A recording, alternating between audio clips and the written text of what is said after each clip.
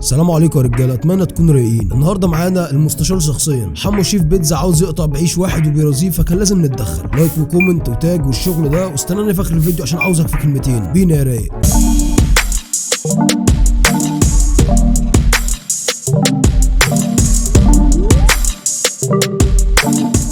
سندال وبهد جبال، موقع ابطال، اصحى للكلام. يا عم هي ناقصه شعر، ما انت مشهد لوحدك، وهي ناقصه شعر ولا ناقصه خنقتك؟ يا عم روح نام، انا بنام ابطال مش بنام انا. القلب ده فناه والخصم لغناه، والجد عودناه. خليك فاهم اساسك علشان ما اعملش خريطه في راسك. يلا يا ابن يلا يا ابن. عاوز ايه؟ اعمل لي تعظيم سلام يا خصمي علشان اسمك اتحط جنب اسمي. ابعد عني بدل ما اشوفك في وشك، ابعد عني. خصمك ايه يا ابني؟ ده اللي يدور عليك يلاقيك بتنضرب على ده. يعني ايه؟ انا محدش يعرف يلمس شعرها مني ولا ابويا. انا سندال ولو كفى انزلي جوله. البحر ذاكر اسمي والناس كلها خصمي، ولو راجل المس جسمي. انا شمشوم الجبار، انا اللي مخترع المنبار. الله يشفيك. انت شغال ايه؟ فطير وحمام بيتي وبيتات صدق بسطرمه وفراخ. يعني انت شيف؟ ايوه بعرف اسلي كام ركعه.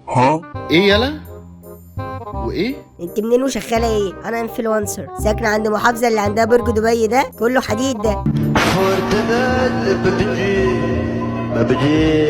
انا من هناك. احسن ناس. تسلم لي. عندي استفسارين بسيط يا وجه. اتفضل يا ما عرفتش لحد دلوقتي اسمك. المستشار حمو. حبيبتي يا جمعارها. ايه جمهوريه يا بيه؟ طلع لسانك واخبطه كده، جايز في حاجه. ان التريت ده كاتب غلط. انا بكلمك على الكتاب عن طريق الصوت، انا ما بعرفش اقرا ولا اكتب. قول كده. انت ازاي عايشه عند فرنسا والجو ساقع ولابسه شراب شفاف لحد تحت وسطك ومش حاسه ساقعه خالص زي الصين وتركيا والليكتر وتركيا؟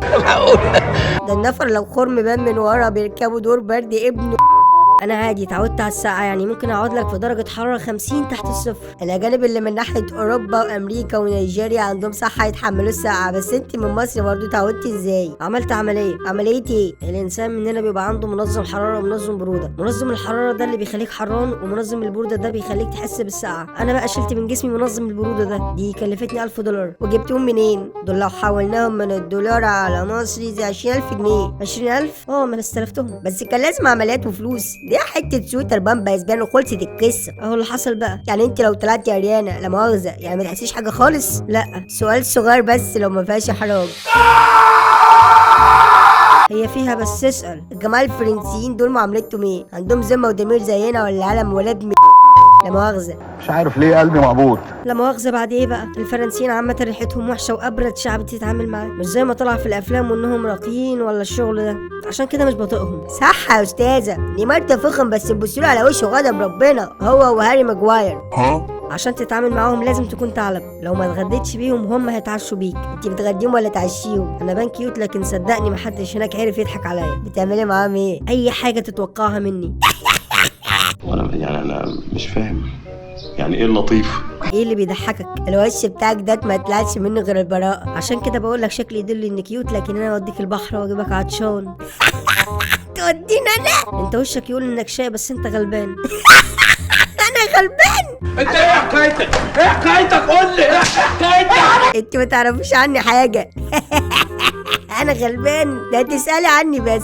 ليه عملتي عشان تقول على نفسك كده؟ قولي نفسي لسه ما عملتوش. الشباب فينا بس ربنا هديها. هي ايه دي؟ العبد لله. ليه عملتي ايه؟ عملت ايه؟ مش هقولك على جولات الشارع ولا حكاياتي مع الاخصام لما بتطلب معايا برازي اي حد. في شحلوت معاه في الشغل اسمه محمد سعيد. الواد ده سن ونام على نفسه. كان جاي يشتغل معانا وانا اقدم منه في المكان، وعندنا في العرف لازم الصناعي الجديد ترازيه عشان ما يركبكش، حتى لو من غير سبب لازم ترازيه. كل شويه لبسه نسيبه وخصم يومين واسبوع وهو شكله سخن وغلبان. طب ليه ما تسيبه في حاله يا ابني؟ هو واخد رزقك.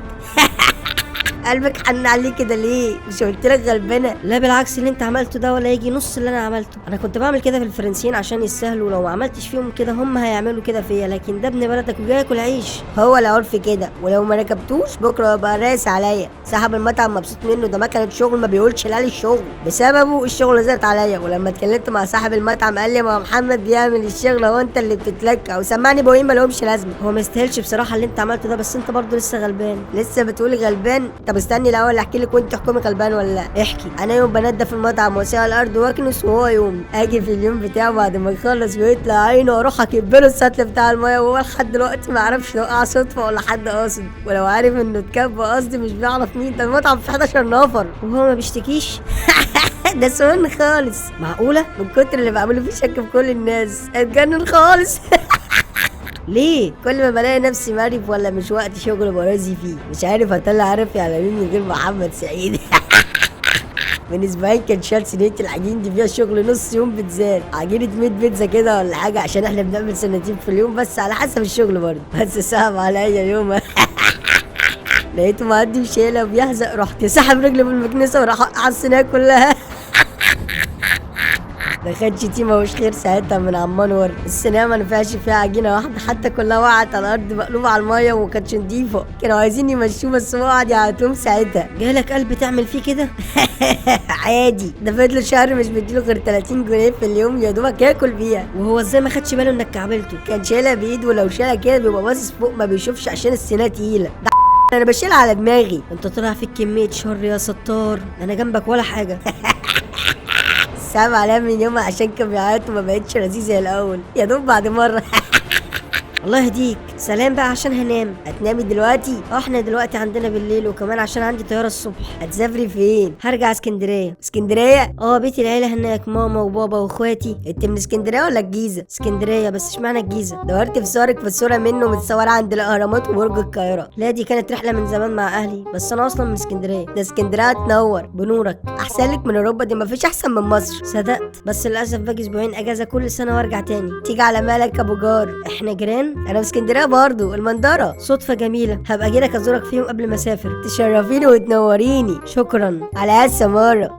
The next day. انا وصلت مصر، وحشتني مصر قوي. الحمد لله على السلامه، نورتي بلدك. انا مشتاق اقول اكل ماما والاكل المصري، بقالي كتير قوي ما دقتوش. لما تجيلي هاكلك بيتزايه هتاكلي صبعك وراها. هو انا هاكل في مصر بيتزا برضو؟ ده انا ما باكلش غيرها، عايشه عليها اصلا. وانت عارف البيتزا الفرنسي لا يعلى عليها. فرنسي هم دول يفهموا في الاكل، المصري يعتمد ومفيش زيه. ده هتدوقها من حلاوتها هتدوخي. هما اللي فرنسي دي اسمها بيتزا؟ دي رغيف عيش وعليه طماطم. انت شوقتني للبيتزا بصراحه. ده هعمل لك بيتزايه تخليكي تسيبي فرنسا وتاكل من عندي كل يوم. طيب بص، انا مش مستحمله استنى اكتر من كده. انا عاوز اكل منك بيتزا حالا. في عندكم توصيل يوصلك 5 دقايق، احلى دليفري. طيب انا عاوزه 5 بيتزا بس ظبطهم. ليكي في اللحوم ولا فيجرتين؟ ليا فيها. عاوزه تطلبيها ايه؟ بص انا سايبه لك نفسي وعاوزاك انت اللي تختار لي. عاوزه احلى بيتزا انت بتاكلها، عاوزه حاجه مزاج بس. ده هروقك. عاوزه اكبر حجم، هروقك. بس هات رقمك عشان اخويا يرن عليك يتواصل معاك.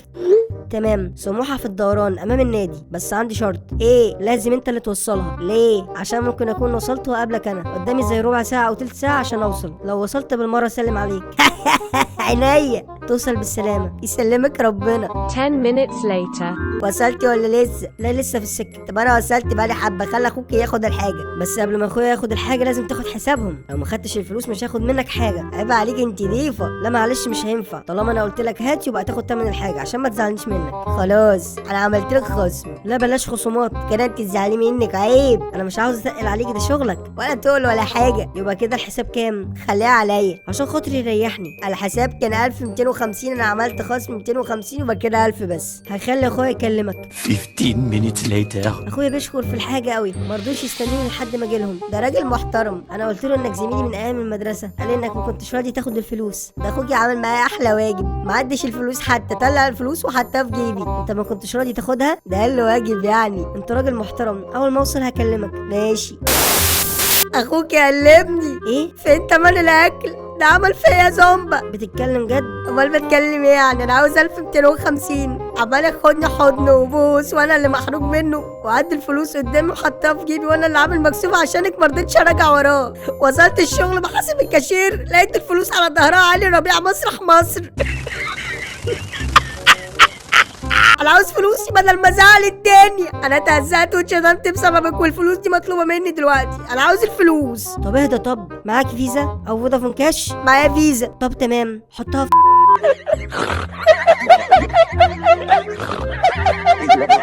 يا بنت تمن الاوردر يوصل. هفضحك على النت واروح لك سموحه اسال عنك. اول حاجه انا مش ساكنه في سموحه، تاني حاجه انا مش بنت. انا سلامة. يا ده انت اللي قابلتني. فين الفلوس يالا؟ البيتزا حلوه الصراحه، بس لو فراخ هتبقى احسن. عاوز فلوس يا ابني.